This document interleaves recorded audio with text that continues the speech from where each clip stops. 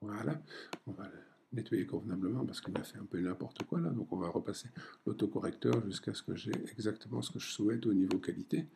Sans les petites taches blanches qu'il m'a laissées là, voilà. Ici j'enlève encore les dernières petites choses. Voilà, je vais peut-être faire un pareil, un plus grand à ma taille. Voilà, de façon à tout nettoyer d'un coup. Voilà. Ça, c'est beaucoup plus propre. Éventuellement, on peut encore s'amuser à enlever l'araignée qui est en dessous, là, qui, si ça dérange. Donc, on a toujours la possibilité ici avec l'autocorrecteur d'aller faire certains petits réglages qui vont me permettre d'enlever cette araignée qui peut encore attirer le regard, de façon à ce qu'on ait quelque chose de très très propre au niveau du résultat ici derrière. Voilà, on va enlever tous les petits détails qui traînent encore de ce côté-là. Voilà, ici pareil, on va enlever les pattes de l'araignée. Voilà. Bon, l'autocorrecteur, c'est un petit peu délicat à utiliser au début. Il faut un peu peindre de façon à enlever les détails qu'on ne souhaite pas voir apparaître.